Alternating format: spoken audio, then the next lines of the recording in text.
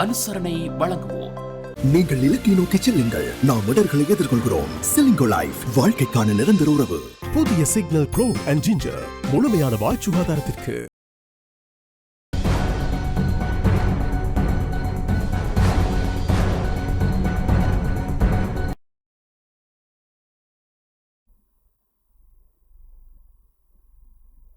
வணக்கம்.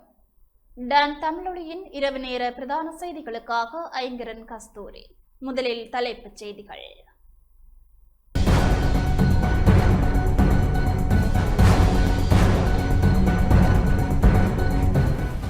டெங்கு ஒழிப்பு மற்றும் நீதிமன்ற செயற்பாடுகளை விரைவுபடுத்த புதிய திட்டங்கள் முன்னெடுக்கப்படுவதாக சுகாதார அமைச்சர் லலிதா ஜாயதிச தெரிவிப்பு.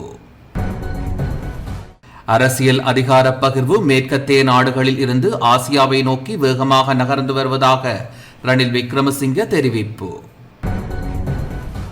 அரசாங்கம் அனைத்து நிறுவனங்களையும் தன்வசப்படுத்த முயற்சிப்பதாக பெரமுன குற்றச்சாட்டு.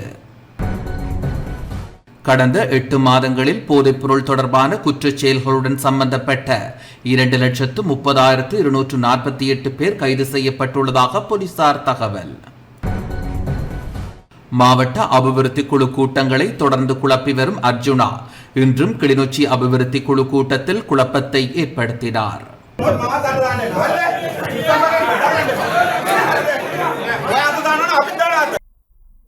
தொடர்வது முதன்மை செய்தி.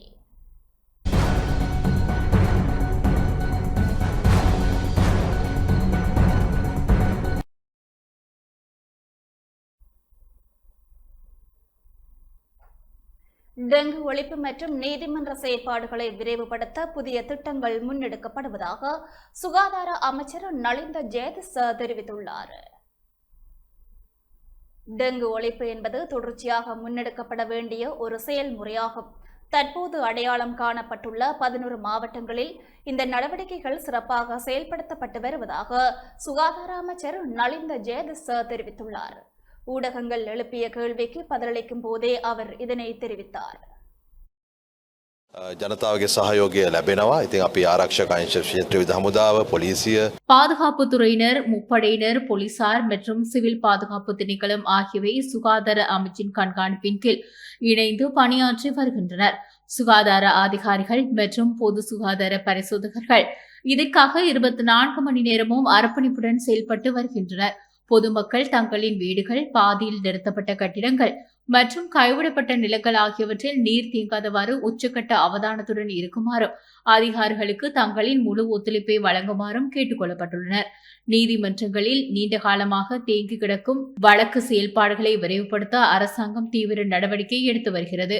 குறிப்பாக மக்கள் தங்களின் அடிப்படை உரிமை வழக்குகள் போன்றவற்றுக்காக கொழும்புக்கு வரவேண்டிய சிரமங்களை குறைக்கவும் நீதிபதிகளின் வேலைப்பளுவை குறைக்கவும் திட்டமிடப்பட்டுள்ளது. இதன் முதற்கட்டமாக புதிதாக 50 நீதிபதிகளை இணைத்துக் கொள்வதற்கான அனுமதி பெறப்பட்டு அதற்கான நியமன செயல்பாடுகள் நடந்து வருகின்றன. மேலும் நீதிமன்ற செயல்பாடுகளை விரைவுபடுத்தி மக்கள் மத்தியில் நீதித்துறை மீதான நம்பிக்கை அதிகரிக்கும் நோக்கில் நீதிபதிகள் மற்றும் அரசு சேவையின் சில துறையில் ஓய்வு பெறும் வயதை அதிகரிப்பது குறித்தான முன்மொழிவுகளும் பரிசீலனையில் உள்ளன. அரசாங்க அதிகாரிகள் சிலர் தங்களின் தனிப்பட்ட காரணங்கள் மற்றும் உடல்நல குறைபாடுகள் காரணமாக பதவிகளில் இருந்து விலகியிருக்கலாமே தவிர இதில் எந்த ஒரு அரசியல் பின்னணியும் இல்லை. மேலும் வெளிநாடுகளில் தலைமறைவாக இருக்கும் குற்றவாளிகளை பொறுத்தமட்டில் பாதாள உலக குழுவினர் மட்டுமின்றி அரசியல் ரீதியாக தவறிழைத்தவர்கள் மற்றும் மத்திய வங்கி பிணைமுறி விவகாரத்துடன் தொடர்புடையவர்கள் என அனைவரும் நீதிமன்ற உத்தரவுகளுக்கு அமைய சர்வதேச போலீசாரின் உதவியுடன் இலங்கைக்கு கொண்டுவரப்பட்டு சட்டத்தின் முன் நிறுத்தப்படுவார்கள். අධිකරණ කටයුතුවලදී අධිකරණ ලබා දෙන නියෝගයන් අනුව ඒ ගෙන ගැනීම සිදු වෙනවා.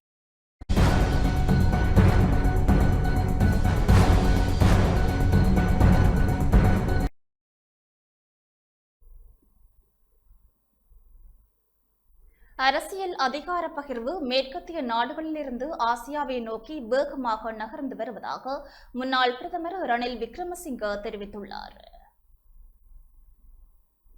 உலகளாவிய பொருளாதார மற்றும் அரசியல் அதிகார பகிர்வு மேற்கத்திய நாடுகளிலிருந்து ஆசியாவை நோக்கி வேகமாக நகர்ந்து வருவதாக முன்னாள் பிரதமர் ரணில் விக்ரமசிங்க தெரிவித்துள்ளார். கொழும்பில் நடைபெற்ற நிகழ்வு ஒன்றில் கலந்து கொண்டு உரையாற்றிய போதே அவர் இதனை தெரிவித்தார். The Chinese The Indian forces எதிர்வரும் 2050 ஆண்டளவில் உலகின் மிகப்பெரிய பொருளாதார சக்தியாக சீனா உருவெடுக்கும். அதனைத் தொடர்ந்து இந்தியா மற்றும் அமெரிக்கா ஆகிய நாடுகள் அடுத்தடுத்த இடங்களை பிடிக்கும். ஐரோப்பிய நாடுகளின் ஆதிக்கம் குறைந்து இந்தோனேஷியா, பங்களாதேஷ், மலேசியா மற்றும் தாய்லாந்து போன்ற ஆசிய நாடுகள் பல $1 டிரில்லியன் பொருளாதாரங்களாக மாபெரும் வளர்ச்சியை காணவுள்ளன. உலக அரங்கில் அமெரிக்கா, ரஷ்யா மற்றும் சீனா ஆகிய நாடுகளுக்கிடையான புதிய அணுசக்தி சமநிலை உலக ஒழுங்கை தீர்மானிப்பதில் முக்கிய பங்கு வகிக்கிறது. 2050 ஆண்டிற்குள் மனிதகுலம் எதிர்கொள்ளும் மிகப்பெரிய சவாலாக காலநிலை மாற்றம் இருக்கும். நீர் மற்றும் மின்சார பற்றாக்குறை போன்ற பிரச்சினைகளை உலகம் எதிர்கொள்ள நேரிடும். செயற்கை நுண்ணறிவு உள்ளிட்ட தொழில்நுட்ப வளர்ச்சியால் சட்டத்தரணிகள், கணக்காளர்கள் உள்ளிட்ட பல்வேறு துறைகளை சேர்ந்தவர்கள் வேலைவாய்ப்புகளை இழக்கும் அபாயம் உள்ளது. மூலதனம் உள்ளவர்களுக்கு இந்த புதிய யுகம் சாதகமாக அமையும்.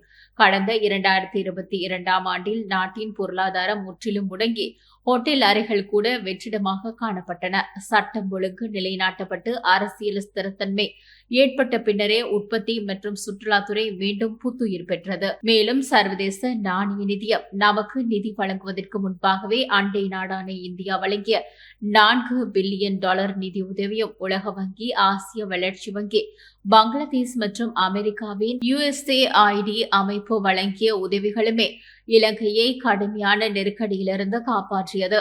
2026 ஆண்டின் தற்போதைய சூழலில் இலங்கை பெற்ற கடன்களை 2028 முதல் 2030 ஆண்டிற்குள் திருப்பி செலுத்த வேண்டிய பெரும் பொறுப்பு உள்ளது.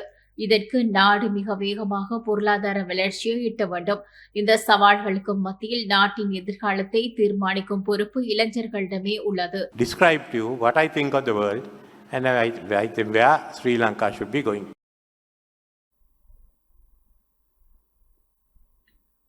பேராயர் மல்கம் ரஞ்சித் ஆண்டகைக்கு எதிராக போலி செய்திகளை வெளியிட்டதாக கூறப்படும் குற்றச்சாட்டில் நாடாளுமன்ற உறுப்பினர் சாமரசம்பத் தசாநாயக்கவுக்கு எதிராக சட்ட நடவடிக்கை எடுக்க பேராயர் இல்லம் தீர்மானித்துள்ளது. பேராயர் மல்கம் ரஞ்சித் ஆண்டகைக்கு எதிராக பாரிய அவதூறு மற்றும் போலி செய்திகளை வெளியிட்ட குற்றச்சாட்டின் கீழ் புதிய ஜனநாயக முன்னணியின் நாடாளுமன்ற உறுப்பினர் சாமரசம்பத் தசாநாயக்கவிற்கு எதிராக கடுமையான நீதிமன்ற குற்றவியல் சட்ட நடவடிக்கைகளை எடுப்பதற்கு பேராயர் இல்லம் தீர்மானித்துள்ளது. பேராயரின் உத்தியோகபூர்வ ஊடக பேச்சாளர் சிரில் காமினி இன்று விடுத்துள்ள விசேட அறிக்கையின்படி கடந்த 10ஆம் தேதி நாடாளுமன்ற கூட்டு எதிர்க்கட்சி மாநாட்டின் போது நாடாளுமன்ற உறுப்பினர் சாமரசம்பத் தசாநாயக்கவினால் வெளியிடப்பட்டதாக கூறப்படும் பாரதூரமான கருத்துக்களுக்கு எதிராகவே பேராயரின் விசேட சட்டத்தரணிகள் குழு தற்பொழுது நீதிமன்ற நடவடிக்கைகளை முடுக்கிவிட்டுள்ளதாக அறிவிக்கப்பட்டுள்ளது.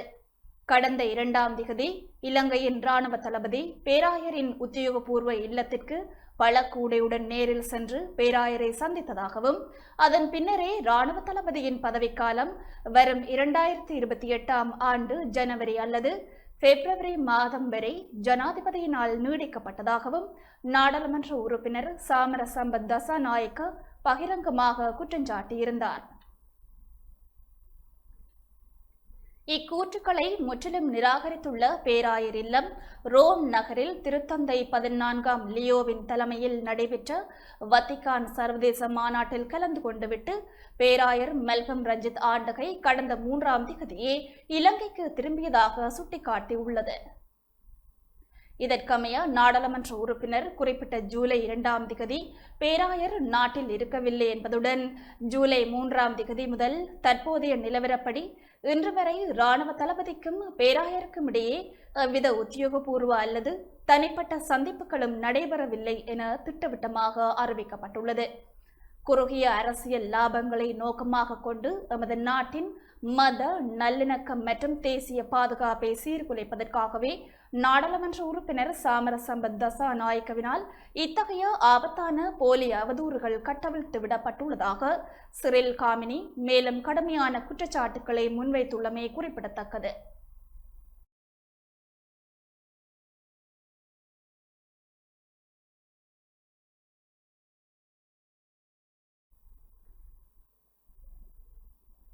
அரசாங்கம் அனைத்து நிறுவனங்களையும் தன்வசப்படுத்த முயற்சிப்பதாக பெரமுன கட்சியின் பொதுச் செயலாளர் சாகர காரியவசம் தெரிவித்துள்ளார்.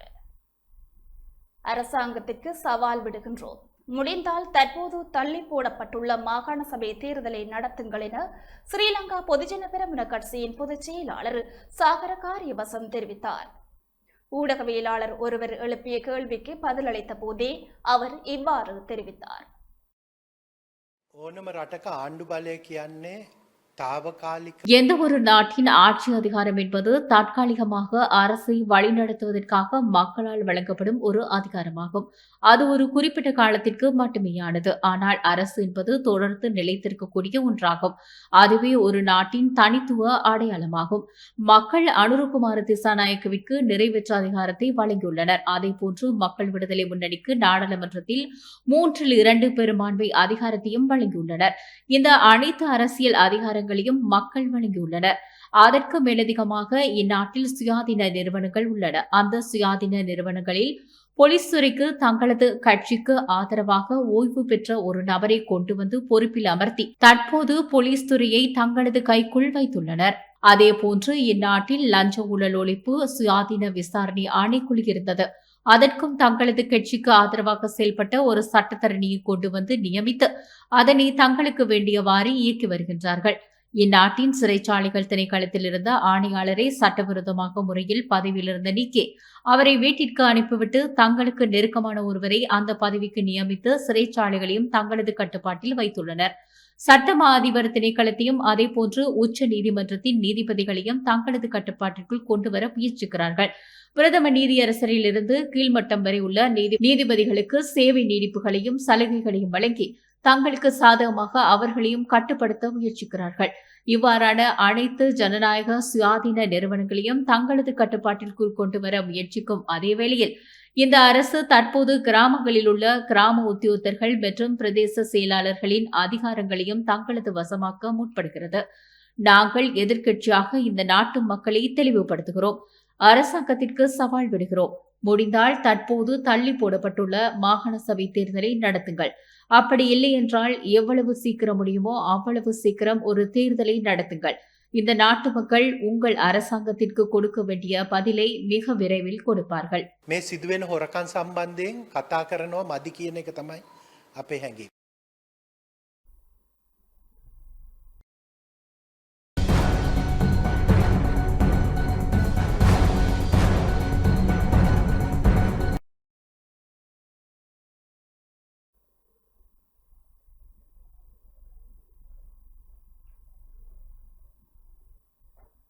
செய்திகள் தொடர்கின்றன. கடந்த 8 மாதங்களில் போதைப்பொருள் தொடர்பான குற்றச் செயல்களுடன் சம்பந்தப்பட்ட 2,30,248 பேர் கைது செய்யப்பட்டுள்ளதாக பிரதி போலீஸ் மா அதிபர் அசோக தர்மசேன தெரிவித்துள்ளார். நாடு முழுவதும் ஒன்றிணைந்த தேசிய நடவடிக்கை திட்டத்தின் கீழ் முன்னெடுக்கப்படும் விசேட போதைப்பொருள் ஒழிப்பு நடவடிக்கைகள் தொடர்பான ஊடக சந்திப்பு இன்று கொழும்பில் அமைந்துள்ள திட்டத்தின் பிரதான காரியாலயம் மற்றும் ஊடக மத்திய நிலையத்தில் நடைபெற்றது. போலீஸ் போதைப்பொருள் ஒழிப்பு பணியகத்தின் பிரதி போலீஸ் மா அதிபர் அசோக தர்மசேன மற்றும் இலங்கை சுங்க திணைக்களத்தின் ஊடக பேச்சாளர் சந்தன புஞ்சிகேவா ஆகியோர் இதில் கலந்து கொண்டனர்.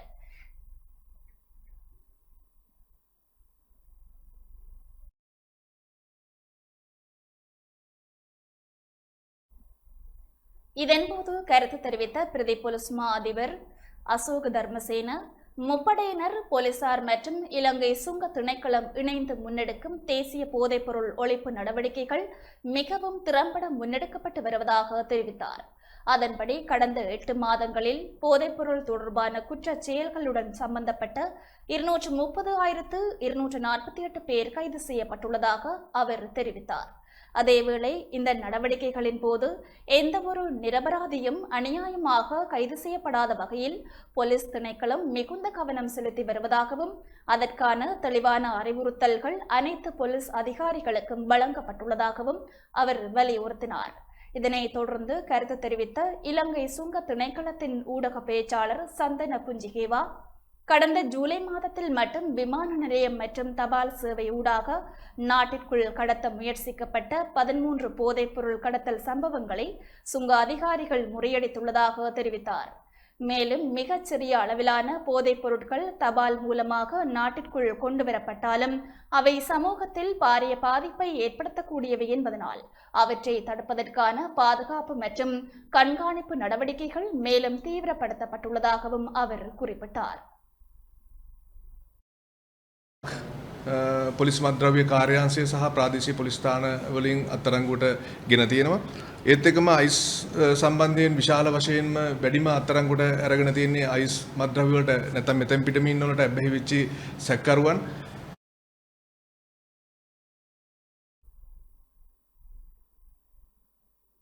மாவட்ட அபிவிருத்தி குழு கூட்டங்களை தொடர்ந்து குழப்பி வரும் நாடாளுமன்ற உறுப்பினர் ராமநாதன் அர்ச்சுனா இன்றும் கிளிநொச்சி மாவட்ட அபிவிருத்தி குழு கூட்டத்தில் குழப்பம் ஏற்படுத்தியிருந்ததாக தெரிவிக்கப்படுகின்றது.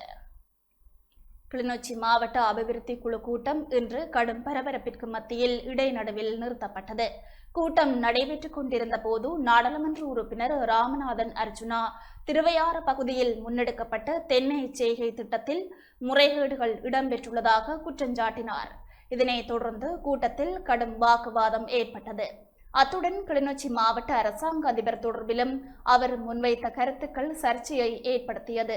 இந்த நிலையில் நாடாளுமன்ற உறுப்பினர் சிவஞானம் ஸ்ரீதரன் கூட்டத்திலிருந்து வெளியேறியதுடன் பின்னர் பொது பிரதிநிதிகள், தவிசாளர்கள் மற்றும் அதிகாரிகளிடையிலும் வாய்த்தகராறு ஏற்பட்டது. அதனைத் தொடர்ந்து கிளிநொச்சி மாவட்டத்தின் பிரதேச செயலாளர்கள் வெளிநடப்பு செய்ததுடன் பின்னர் ஏனைய அரசு திணைக்கள அதிகாரிகளும் ஒருவர் பின் ஒருவராக கூட்டத்திலிருந்து வெளியேறினர். இதன் காரணமாக கிளிநொச்சி மாவட்ட அபிவிருத்தி குழு கூட்டம் இடைநிறுத்தப்பட்டது. தென்னம்பிள்ளை காணி அதுதான் அந்த தென்னம்பிள்ளை யார் கோகனட் போட்டுக்கார கொடுத்தது அது என்ன பிரதியானையாளர்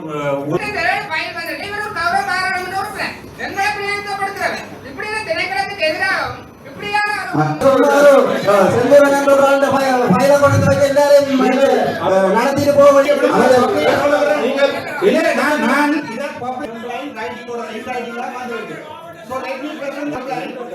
சேர்க்குழாலே வடிவா சொல்லி இருக்கு அவர்களுக்குள் சேர்க்குழாலே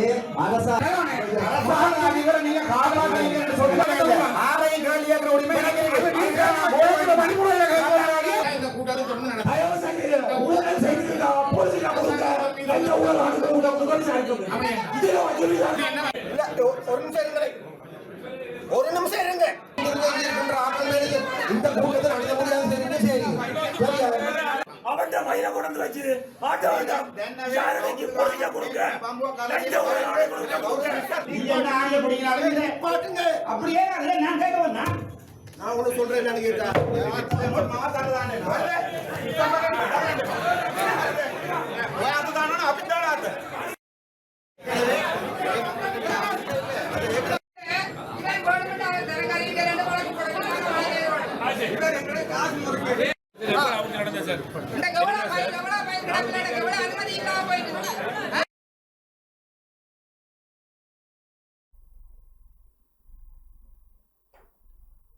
வவுனியா மாவட்டத்தில் அதிகரித்து வரும் டெங்கு பரவலை கட்டுப்படுத்தும் நோக்கில் இன்று விசேட கலந்துரையாடல் நடைபெற்றது. வவுனியா மாவட்டத்தில் அதிகரித்து வரும் டெங்கு பரவலை கட்டுப்படுத்தும் நோக்கில் குறுகிய கால மற்றும் நீண்ட கால டெங்கு ஒழிப்பு திட்டங்கள் தொடர்பான விசேட கலந்துரையாடல் இன்று வவுனியா மாவட்ட செயலகத்தில் நடைபெற்றது. கூட்டுறவு அபிவிருத்தி பிரதி அமைச்சர் உபாலி சமரசிங்க தலைமையில் நடைபெற்ற இந்த கலந்துரையாடலில் மாவட்டத்தின் தற்போதைய டெங்கு நிலைமை மற்றும் அதனை கட்டுப்படுத்த மேற்கொள்ள வேண்டிய நடவடிக்கைகள் விரிவாக ஆராயப்பட்டன. தற்போது வவுனியா மாவட்டத்தில் 67 டெங்கு நோயாளர்கள் பதிவாகியுள்ளதுடன் வவுனியா நகரை சூழவுள்ள பகுதிகளில் நோய் வேகமாக பரவி வருவதாக சுகாதார பிரிவினர் தெரிவித்தனர். முறையற்ற கழிவகற்றல், மழைநீர் தேங்கியிருத்தல் மற்றும் டெங்கு நுளம்புகள் பெருகுவதற்கு ஏற்ற சூழல் நிலவுவது ஆகியவை மாவட்டத்தில் டெங்கு அபாயம் அதிகரிக்க முக்கிய காரணங்களாக கலந்துரையாடலில் சுட்டிக்காட்டப்பட்டன.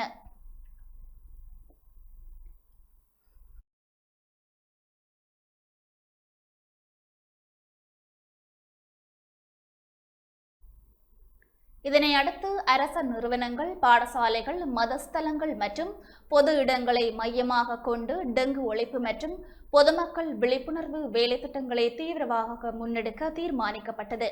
வவுனியா தெற்கு, வெண்கல செட்டிக்குளம் மற்றும் வவுனியா பிரதேச செயலாளர் பிரிவுகளில் டெங்கு பரவல் அதிகரித்துள்ளதாகவும் அந்த பகுதிகளில் விசேட கண்காணிப்பு மற்றும் ஒழிப்பு நடவடிக்கைகள் முன்னெடுக்கப்பட உள்ளதாகவும் அதிகாரிகள் தெரிவித்தனர். இந்த கலந்துரையாடலில் வவுனியா மாவட்ட செயலாளர் PA சரத் சந்திர, மேலதிக மாவட்ட செயலாளர் ந கமலதாசன், முப்படை மற்றும் போலீஸ் அதிகாரிகள், அரசு அதிகாரிகள் மற்றும் சிவில் அமைப்புகளின் பிரதிநிதிகள் உள்ளிட்ட பலர் கலந்து கொண்டனர்.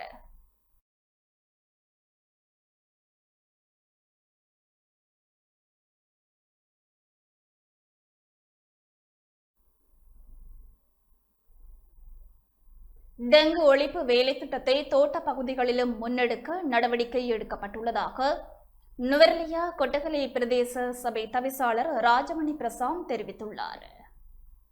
நாடளாவிய ரீதியில் முன்னெடுக்கப்பட்டுள்ள டெங்கு ஒழிப்பு வேலை திட்டத்தை தோட்ட பகுதிகளிலும் முன்னெடுக்க நடவடிக்கை எடுக்கப்பட்டுள்ளதாக கொட்டகலை பிரதேச சபை தவிசாளர் ராஜமணி பிரசாந்த் தெரிவித்துள்ளார்.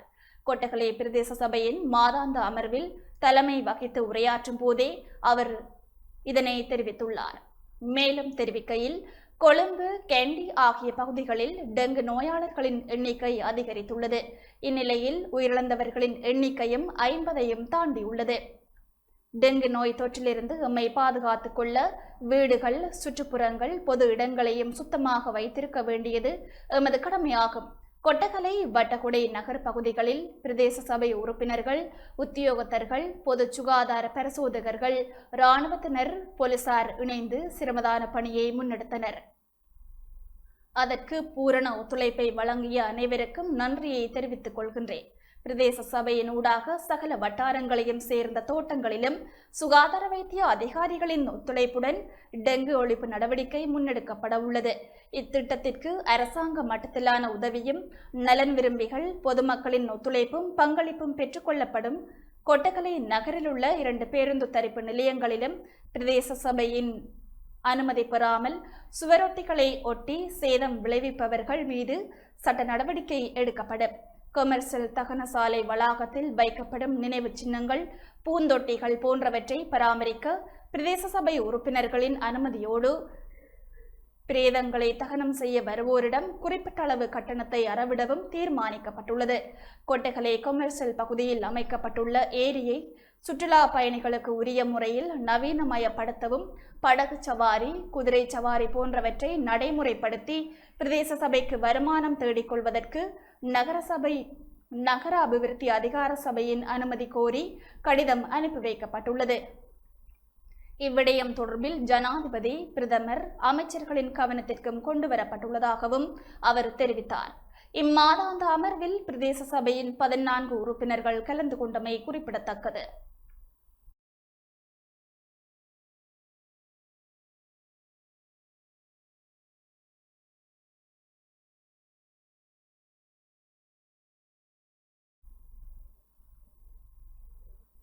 பதுளை பசறை வலய கல்வி பணிமனையின் புதிய வலய கல்வி பணிப்பாளர் RM நவாஸ் தனது கடமைகளை பொறுப்பேற்றார். பதுளை மாவட்டம் பசறை கல்வி வலய கல்வி பணிமனையின் புதிய வலய கல்வி பணிப்பாளராக நியமிக்கப்பட்டுள்ள RM நவாஸ் உத்தியோகபூர்வமாக தனது கடமைகளை பொறுப்பேற்றார். அலுவலக உதவி கல்வி பணிப்பாளர்கள், நிர்வாக உத்தியோகத்தர்கள் இணைந்து புதிய வலய கல்வி பணிப்பாளரை வரவேற்றனர். இதனை அடுத்து இடம்பெற்ற சர்வ மத வழிபாடுகளின் பின்னர் புதிய பணிப்பாளர் கடமைகளை பொறுப்பேற்றார்.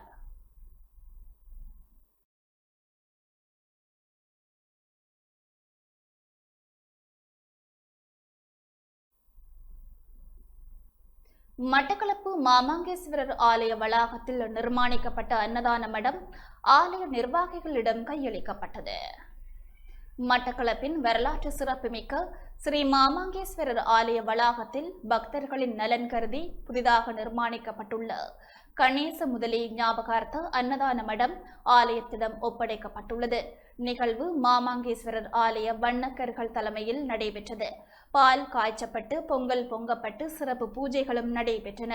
அன்னதான மடமானது மட்டக்களப்பு தாமரைக்கேணியைச் சேர்ந்த பிரசித்தி பெற்ற நொத்தாரசு காலஞ்சென்ற அம்பலவாணர் கணேச முதலி அவர்களின் ஞாபகார்த்தமாக அவருடைய புதல்வர்களினால் உபயமாக நிர்மாணித்து கொடுக்கப்பட்டுள்ளது. ஆலயத்திற்கு வருகை தரும் ஆயிரக்கணக்கான பக்தர்களுக்கு அன்னம் பாலிக்கும் உன்னத நோக்கத்துடன் அன்னதான மடம் நிர்மாணிக்கப்பட்டு ஆலய நிர்வாகத்திடம் கையளிக்கப்பட்டுள்ளது.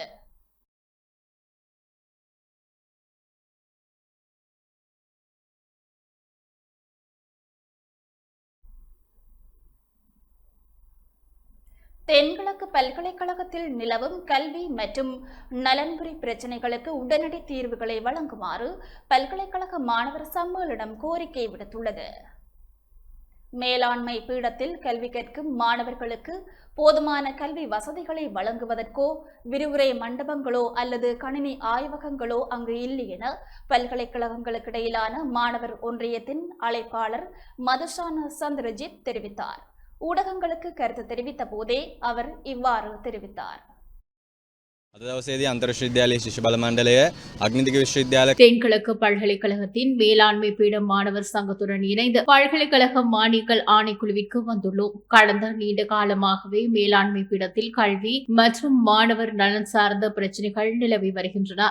இது தொடர்பாக பல சந்தர்ப்பங்களில் நாங்கள் பல்கலைக்கழக மானியங்கள் ஆணைக்குழுவிற்கும் கல்வி அமைச்சுக்கும் தெரியப்படுத்தியிருந்தோம். அவ்வாறு தெரியப்படுத்திய பின்னர் இந்த பிரச்சினைகளுக்கு மிக விரைவில் தீர்வு பெற்று தருவதாக அவர்கள் எமக்கு கூறினார்கள். ஆனால் இதுவரை எந்த ஒரு தீர்வும் இல்லாமல் காலம் கடத்தப்படும் ஒரு சூழ்நிலையே உருவாகியுள்ளது. தற்போது மேலாண்மை பீடத்தில் ஒரு புறம் பீடத்திற்கு தேவையான 2ஆம் கட்ட அபிவிருத்தி பணிகள் அவசியமாக உள்ளன. மேலாண்மை பீடத்தில் கல்வி கற்கும் மாணவர்களுக்கு போதுமான கல்வி வசதிகளை வழங்குவதற்கோ விரிவுரை மண்டபங்களோ அல்லது கணினி ஆய்வகங்களோ அங்கில்லை. எனவே இதற்கு தீர்வு தேவை. அதேபோல் இத்தகைய விரிவுரை மண்டபங்கள் மற்றும் விடுதி வசதிகள் பல்கலைக்கழகத்தில் இல்லாததன் காரணமாக மேலாண்மை பீடத்தின் 4 வருட மாணவர்களில் கட்டாயமாக 1 வருட மாணவர்கள் ஆன்லைன் மூலமாகவே கல்வி கற்க வேண்டிய சூழ்நிலை ஏற்பட்டுள்ளது. இதனால் பல்கலைக்கழகத்திற்குள் நேரடியாக சென்று கல்வி நடவடிக்கைகளை தொடர எதிர்பார்த்திருக்கும் மாணவர்களில் ஒரு தொகுதியினர் 1 வருட காலத்திற்கு ஆன்லைன் மூலமாகவே படிக்க வேண்டிய நிலைக்கு தள்ளப்பட்டுள்ளனர். மேலாண்மை பீடத்தில் மேலாண்மை தகவல் தொழில்நுட்பம் என்ற ஒரு பாடநெறியை ஒரு சிறப்பு பட்டப்படிப்பாக மாற்றுவதாக பல்கலைக்கழக நிர்வாகமும் பல்கலைக்கழக மானியங்கள் ஆணைக்குழுவும் வாக்குறுதி அளித்து தற்போது 10 வருடங்களுக்கு மேலாகிவிட்டது. ஆனால் இன்னும் ஒரு பொதுவான பட்டப்படிப்பாகவே மட்டுமே தொடர்கிறது. கடந்த முறையும் நாங்கள் இது குறித்து பேசிய போது பல்கலைக்கழக மட்டத்தில் இதற்கான நடவடிக்கைகள் எடுக்கப்பட்டு வருவதாக கூறினார்கள். ஆனால் இதுவரை இது தொடர்பாக எந்த ஒரு சாதகமான முடிவும் எடுக்கப்பட்டதாக தெரியவில்லை. அதனால்தான் மீண்டும் ஒருமுறை நாங்கள் பல்கலைக்கழக மானியங்கள் ஆணைக்குழுவிற்கு வந்து இந்த பிரச்சனைகள் குறித்து வலியுறுத்துகிறோம். பல்கலைக்கழகங்களுக்கு பல்வேறு உதவிகளை வழங்குவதாகவும் பல்கலைக்கழக அமைப்பை மேம்படுத்துவதாகவும் அறிவியல் மற்றும் தொழில்நுட்ப துறையில் முன்னேற்றத்தை ஏற்படுத்துவதாகவும் இந்த அரசாங்கம் வாய் சவால் விடுகிறது. ஆனால் அதற்கு பொருத்தமான மனித வளங்களை உருவாக்குவதற்கோ அல்லது பல்கலைக்கழகங்களின் பாடநெறியை தரம் மிக்கதாக மாற்றுவதற்கோ இந்த அரசாங்கம் தவறியுள்ளது. இந்த பிரச்சனைக்கு உடனடியாக தீர்வு காண வேண்டும். அதற்கு அழுத்தம் கொடுப்பதற்காகவே இன்றைய தினம் நாங்கள் இவ்வாறு ஒன்றிணைந்துள்ளோம். මේ ගැටලු වහාම විසඳන්න ඒ වෙනුවෙන් වෙච්ච බලපෑමක් ඉදිරිපත් කරන් තමයි අද දවසේ මේ විදියට සම්බන්ධ වෙන්නේ. சமூக வலைதளங்களில் வைரலான காணொளியை அடுத்து அம்பாறை சம்மாந்துறை போலீசார் மேற்கொண்ட சுற்றி வளைப்பில் இளைஞர் குழு ஒன்று கைது செய்யப்பட்டுள்ளது. அம்பாறை சம்மாந்துறை பகுதியில் பொதுமக்களுக்கும் போக்குவரத்திற்கும் பெரும் இடையூறு விளைவிக்கும் வகையில் மோட்டார் சைக்கிள்களில் ஆபத்தான முறையில் பயணித்த இளைஞர் குழு ஒன்றை சம்மாந்துறை போலீசார் கைது செய்துள்ளனர். அவர்கள் பயணித்த மோட்டார் சைக்கிள்களும் போலீசாரால் பறிமுதல் செய்யப்பட்டுள்ளன. சமூக வலைதளங்களில் அண்மையில் வைரலாகி பொதுமக்கள் மத்தியில் பலத்த கண்டனங்களையும் அதிர்வலைகளையும் ஏற்படுத்தியிருந்த காணொளி ஒன்றினை அடிப்படையாக கொண்டே சம்மாந்துறை போலீசாரால் இந்த நடவடிக்கை முன்னெடுக்கப்பட்டது. தலைக்கவசம் அணியாது மோட்டார் சைக்கிள் ஓட்டியமை, ஒரே மோட்டார் சைக்கிளில் 3 முதல் 4 பேர் வரை பயணித்தமை, பிரதான வீதியை மறைத்து ஆபத்தான முறையில் சாகசம் செய்தமை உள்ளிட்ட விதிமீறல் குற்றச்சாட்டுகளின் கீழ் கைது இடம்பெற்றுள்ளது.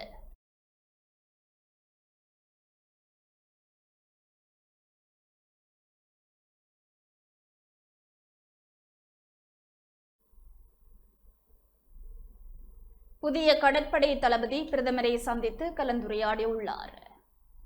இலங்கை கடற்படையின் 27வது கடற்படை தளபதியாக பதவியேற்றுக் கொண்ட வைஸ் அட்மிரல் டேமியன் பெர்னாண்டோ இன்று அலரி மாளிகையில் பிரதமர் கலாநிதி ஹரணி அமரசூரியவை சந்தித்தார். புதிய கடற்படை தளபதி தனது பதவியேற்பின் பின்னர் பிரதமரை சந்தித்த முதலாவது உத்தியோகபூர்வ சந்திப்பு இதுவாகும். தேசிய பாதுகாப்பு மற்றும் கடல்சார் பாதுகாப்பை உறுதிப்படுத்துவதில் இலங்கை கடற்படை ஆற்றும் பங்களிப்பு, அரச நிறுவனங்களுக்கு இடையிலான ஒருங்கிணைப்பை மேலும் பலப்படுத்துவதன் முக்கியத்துவம் மற்றும் தேசிய அபிவிருத்திக்கான ஒத்துழைப்புகள் குறித்து இச்சந்திப்பில் கருத்துக்கள் பரிமாறப்பட்டன. இதன்போது புதிய கடற்படை தளபதிக்கு தனது வாழ்த்துக்களை தெரிவித்த பிரதமர், இலங்கையின் கடல் எல்லைகளை பாதுகாத்தல், தேசிய பாதுகாப்பை உறுதிப்படுத்துதல் மற்றும் பொதுமக்களின் நலன்புரி சேவைகளுக்காக கடற்படை ஆற்றி வரும் தனித்துவமான சேவைகளை பாராட்டியதுடன் அவரது புதிய பதவியின் கீழ் கடமைகளை வெற்றிகரமாக முன்னெடுப்பதற்கு தனது வாழ்த்துக்களை தெரிவித்தார்.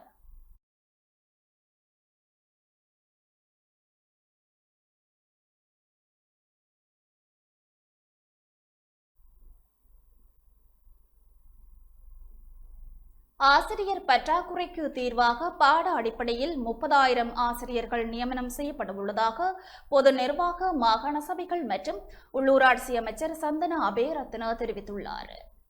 நாட்டில் நிலவும் கடுமையான ஆசிரியர் பற்றாக்குறையை நிவர்த்தி செய்வதற்காக பாரம்பரிய ஆசிரியர் ஆட்சேர்ப்பு முறையிலிருந்து விலகி பாடசாலைகளில் நிலவும் குறிப்பிட்ட பாட வெற்றிடங்களை இலக்காக கொண்டு 30,000 ஆசிரியர்களை இந்த ஆண்டிற்குள் அவசரமாக சேவையில் இணைக்க அரசாங்கம் நடவடிக்கை எடுத்துள்ளதாக பொது நிர்வாக மாகாண சபைகள் மற்றும் உள்ளூராட்சி அமைச்சர் சந்தன அபேரத்ன தெரிவித்துள்ளார்.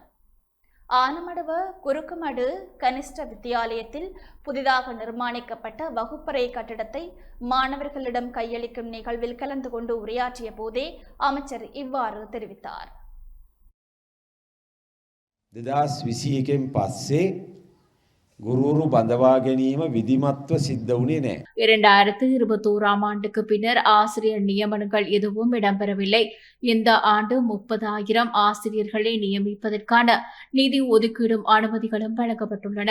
கடந்த மே மாதம் நடைபெற்ற போட்டி பரீட்சைக்கு பட்டதாரிகள் உட்பட சுமார் 1,80,000 தகுதியான விண்ணப்பதாரர்கள் தோற்றியிருந்தனர்.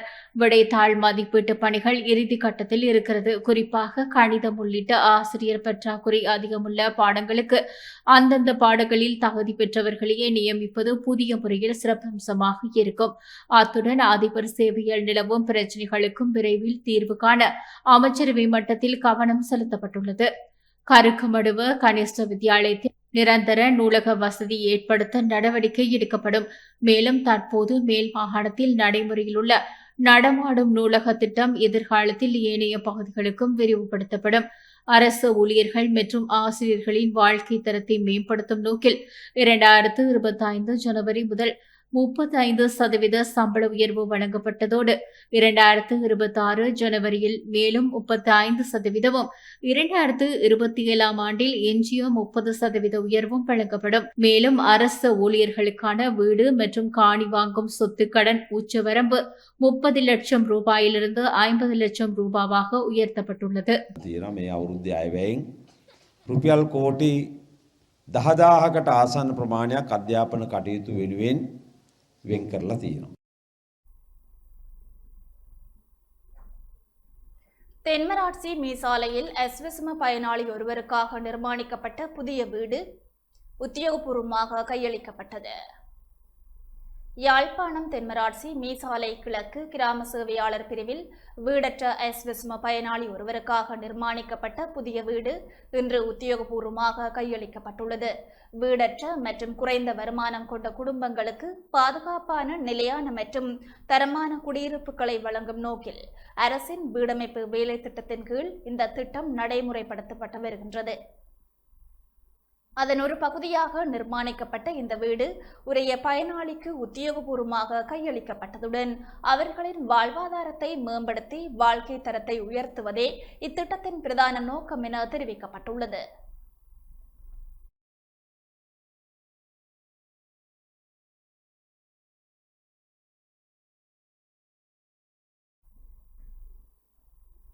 முறையற்ற மீன்பிடி நடவடிக்கைகளுக்கு எதிராக நிரந்தர தீர்வை பெற்றுக்கொள்ளும் முகமாக மட்டக்களப்பில் மீனவர்களால் மனித உரிமைகள் ஆணைக்குழுவில் முறைப்பாடு அளிக்கப்பட்டுள்ளது.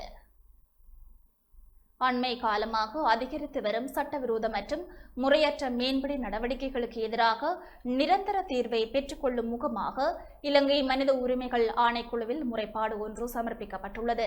மீனவர் சமூக அமைப்புகள் மற்றும் சமூக ஆர்வலர்கள் ஒன்றிணைந்து முறைப்பாட்டினை இன்றைய தினம் கையளித்துள்ளனர்.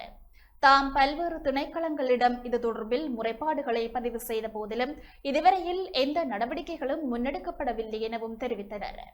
தமது அடிப்படை உரிமைகள் மீறப்படுவதாகவும் மீனவர்களை பாதுகாக்குமாறும் கோரியே முறைப்பாட்டினை செய்துள்ளதாகவும் தெரிவித்தனர். எம்மை போன்ற இளைஞர்களும் எதிர்காலத்தில் எமது கடல் வளங்களை பாதுகாக்க வேண்டும், பாவி வளங்களை பாதுகாக்கணும் என்றதுக்காக நாங்கள் நம்மளோட செயற்பாடுகளை மேற்கொண்டு வாரோம். அதன் அடிப்படையில் நாங்கள் பல்வேறு விடயங்களை நாங்கள் சமூக மட்டங்களில் நாங்கள் முன்னெடுத்து வந்தாலும் எமது முன்னோர்கள் பல்வகையான ஊட்டச்சத்துகளோடு வாழ்ந்திருக்கிறாங்க. நமது எதிர்காலமும் எமது பிள்ளைகளும் எதிர்கால சந்தையினரும் ஊட்டச்சத்தோட வாழணும் என்றதுக்காக கடல் வளங்களையும் பாவி வளங்களையும் பாதுகாக்க வேண்டிய பொறுப்பு எமக்கும் எமது எதிர்கால தலைமுறைகளுக்கும் இருக்கும், மீனவர் சமுதாயத்துக்கும் இருக்கும் என்ற இலக்கோடு நாங்கள் வந்திருக்கோம். பல வருட காலமாக இந்த மட்டக்களப்பு வாவி மட்டக்களப்பு கடல் பரப்புகளில் இந்த சட்டவிரோதமான செயற்பாடுகள் நடந்த வண்ணமே இருக்கின்றன. எனவே நாங்கள் பல தடவை கிழக்கு மாகாண ஆளுநர், எங்களுடைய கடற்தொழில் திணைக்களம் மற்றும் போலீஸ் அதிகாரிகள், கடற்படையினர் அனைவரிடமும் இந்த புகாரை அளித்துள்ளோம். இறுதியாக இந்த மனித உரிமை ஆணைக்குழுவிடம் இன்று நாங்கள் ஒரு மனு ஒன்றை அளிக்கின்றோம். எங்களுடைய வாவியையும் கடலையும் பாதுகாத்து தரும்படி அவங்களிடம் ஒரு கோரிக்கை ஒன்றை விடுத்திருக்கின்றோம். அந்த கோரிக்கை நிறைவேறும் என்று நினைக்கிறேன். எனவே இந்த 3 மாவட்டத்திலிருந்து இன்று 3 மாவட்டத்தில் உள்ள மனித உரிமை ஆணைக்குழுவிடம் 3 மனிதர்கள் கையளிக்கப்படும்.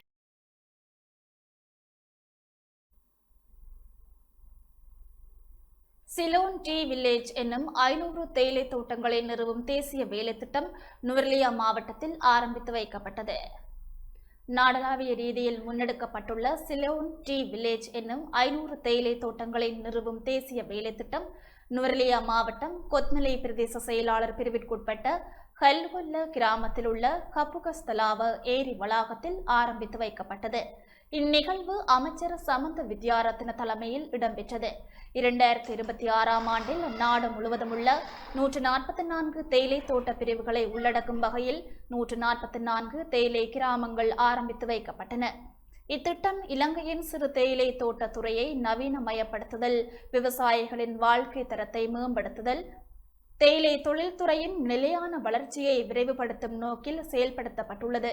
இந்நிகழ்வில் அமைச்சர் வசந்த பியதிச, நுவரெலியா மாவட்ட நாடாளுமன்ற உறுப்பினர்களான மஞ்சுள சுரவீர ஆராய்ச்சி, கலைச்செல்வி, அனுசா திலகரத்ன உட்பட அரசு அதிகாரிகள் பலரும் கலந்து கொண்டனர்.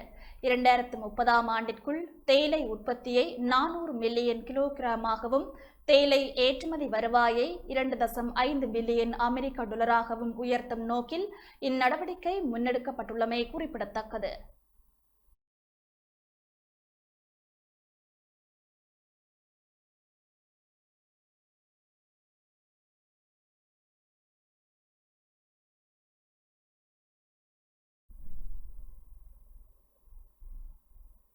சிலோன் டி வில்லேஜ் என்னும் 500 தேயிலை தோட்டங்களை நிறுவும் திட்டம் கெண்டி கலஹா பிரதேசத்தில் ஆரம்பித்து வைக்கப்பட்டது.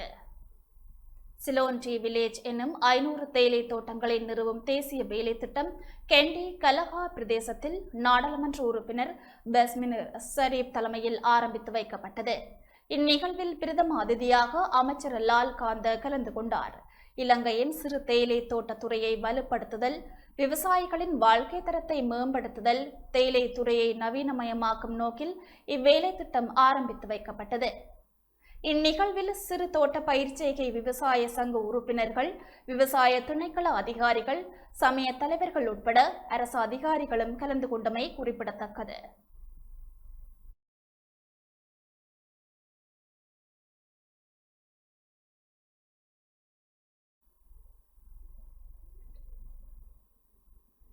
இனவாத அடையாள அரசியலை நிராகரிப்பதாக ஸ்ரீலங்கா சுதந்திர கட்சியின் உப செயலாளர் சுரேந்திராகவன் தெரிவித்துள்ளார். நாட்டின் எதிர்க்கட்சிகள் செயலூக்கமின்றி பலவீனமாக இருக்கும் பட்சத்தில் தமிழ் பேசும் மக்களின் அரசியல் கட்சிகள் இணைந்து புதிய கூட்டணியை அமைத்திருப்பது ஒரு ஆரோக்கியமான நகர்வு என ஸ்ரீலங்கா சுதந்திர கட்சியின் உப செயலாளர் சுரேந்திராகவன் தெரிவித்துள்ளார். கொழும்பில் நடைபெற்ற ஊடகவியலாளர் சந்திப்பு ஒன்றில் கலந்து கொண்டு கருத்து தெரிவிக்கும் போதே அவர் இதனை குறிப்பிட்டார்.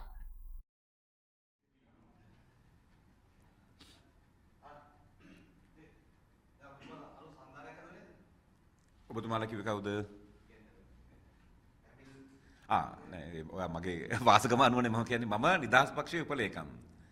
ඒ සන්ධානය දෙමළ කතා කරන අය දේශපාලන පක්ෂ කියලා ඒගොල්ලෝ කිව්වේ Tamil speaking political parties කියලා. ඒකට මුස්ලිම්ස් ඉන්නවා. ඒ සන්ධානය හදාගත්ත එක හොඳයි. විපක්ෂයේ නිරුද්‍රපව ඉන්නවා නම් නිද්‍රාගත නම් ඒගොල්ලෝ ක්‍රියාශීලී විපක්ෂයේ අවශ්‍ය ප්‍රමාණයට ක්‍රියාශීලී වෙනවා නම් මම වාර්ගික අනන්‍යතා දේශපාලනයට විරුද්ධයි.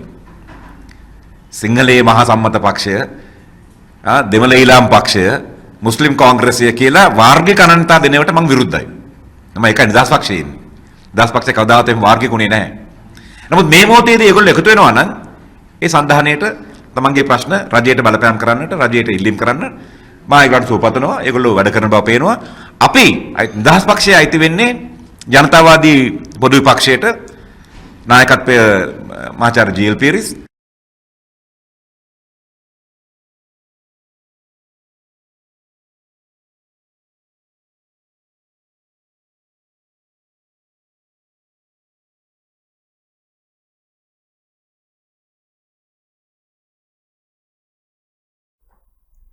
நான் என்றும் இன ரீதியான அடையாள அரசியலை முற்றிலும் எதிர்ப்பவன். சிங்கள மகா சம்மத கட்சி, தமிழ் ஈழம் கட்சி அல்லது முஸ்லிம் காங்கிரஸ் என இனங்களை மையப்படுத்தி அரசியல் அடையாளங்களை உருவாக்குவதில் எனக்கு உடன்பாடு இல்லை. அதனால்தான் நான் ஒருபோதும் இனவாத போக்குடன் செயற்படாத ஸ்ரீலங்கா சுதந்திர கட்சியில் நீடிக்கின்றேன். இருந்த போதிலும் தற்போதைய அரசியல் சூழலில் தமிழ் பேசும் கட்சிகள் மற்றும் முஸ்லிம் பிரதிநிதிகள் ஒன்றிணைந்து இந்த கூட்டணியை அமைத்திருப்பது வரவேற்கத்தக்கது. இதன் மூலம் அவர்கள் தங்களின் உரிமைகளையும் கோரிக்கைகளையும் அரசாங்கத்திற்கு அழுத்தம் கொடுத்து பெற்றுக்கொள்ள முடியும். அவர்களுக்கு எனது வாழ்த்துக்கள். சுதந்திர கட்சியானது தற்போது பேராசிரியர் ஜி.எல். பீரிஸ் தலைமையிலான ஜனநாயக மக்கள் முன்னணியுடன் இணைந்து செயற்படுகின்றது.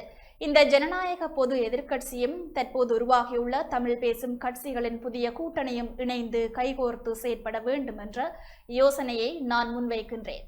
நாங்கள் சிதறிய எதிர்க்கட்சிதான் என்பதனை ஒப்புக்கொள்கின்றோம். ஆனால் சிதறி போயிருப்பதில் எந்த பிரச்சனையும் இல்லை என்பதனை இந்த அரசாங்கமே நமக்கு நிரூபித்து காட்டியுள்ளது. வரலாற்றில் வரும் 4.2% வாக்கு வங்கியை கொண்டிருந்த ஜேவிபி இன்று நாடாளுமன்றத்தில் 159 இடங்களை கைப்பற்றி ஆட்சியை கைப்பற்ற முடியும் என்பதனை காட்டியுள்ளது. ஜேவிபியின் இந்த அரசியல் நகர்விலிருந்து நாங்களும் பாடம் கற்றுக்கொண்டிருக்கின்றோம். எனவே அரசாங்கம் எங்களை உடைந்து போன கட்சி என்று கேலி செய்வதை பற்றி எங்களுக்கு கவலை இல்லை. இப்படி சிதறி போயிருக்கும் சக்திகள் அனைத்தும் ஒன்று சேரும் புள்ளியில்தான் புதிய மக்கள் அதிகாரம் பிறக்கும். அந்த அதிகாரத்தை கொண்டு இந்த நாட்டு மக்களுக்கு சேவை செய்ய நாங்கள் தயாராக இருக்கின்றோம் என்று தெரிவித்தார்.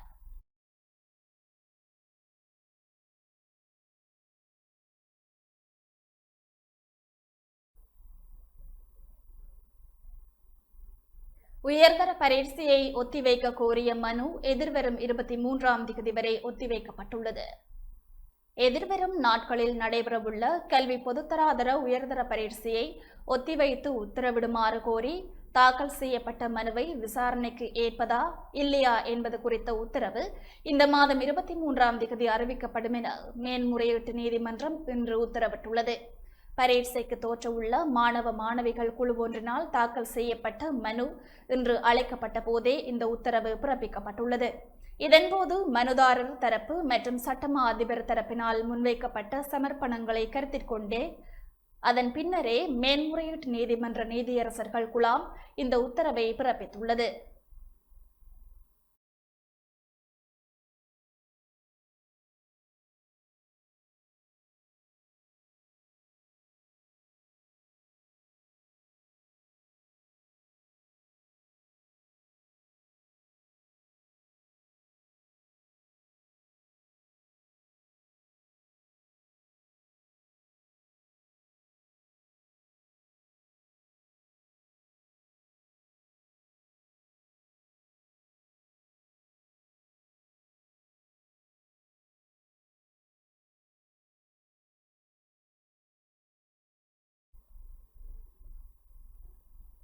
தொடர்வன வர்த்தக வாணிப செய்திகள்.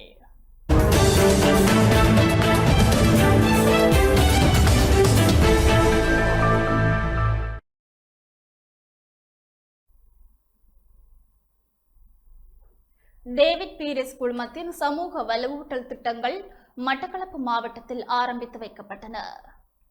டேவிட் பீரிஸ் குழுமத்தின் தலைவர்களது வழிகாட்டலின் கீழ் இலங்கையில் உள்ள மக்களின் வாழ்வாதாரத்தை மேம்படுத்தும் நோக்குடன் முன்னெடுக்கப்பட்டு வரும் சமூக வலுவூட்டல் திட்டங்கள் புதிய பொலிவுடன் முதன்முறையாக கிழக்கு மாகாணத்தின் மட்டக்களப்பு மாவட்டத்தில் ஆரம்பித்து வைக்கப்பட்டுள்ளது.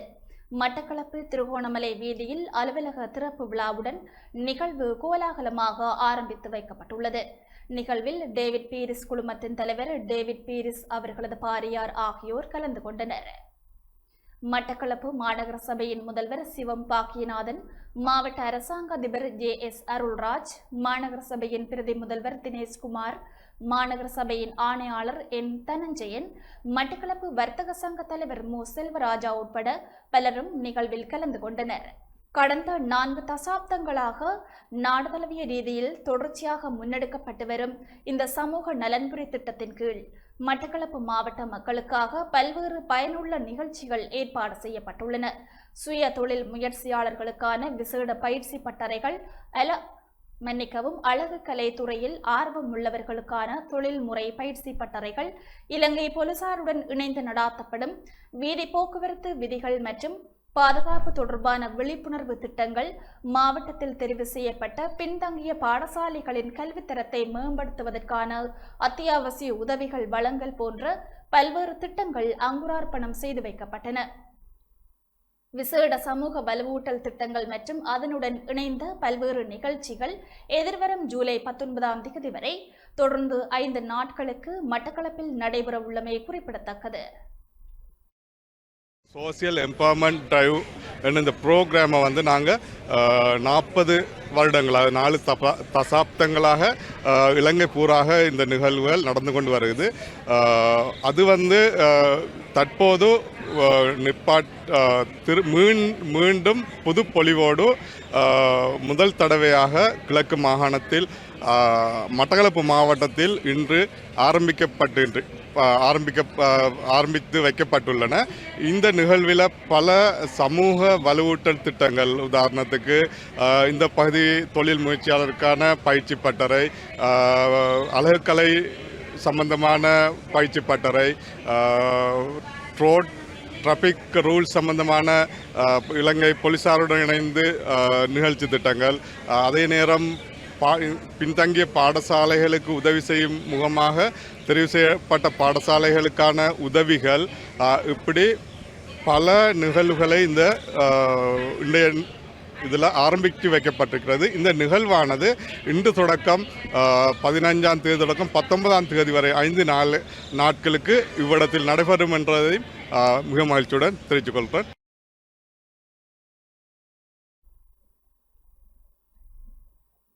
இத்துடன் இரவு நேர பிரதான செய்தி அறிக்கை நிறைவு பெறுகின்றது. தொடர்ந்தும் டான் தமிழொலி வழங்கும் நிகழ்ச்சிகளுடன் இணைந்திருங்கள். வணக்கம்.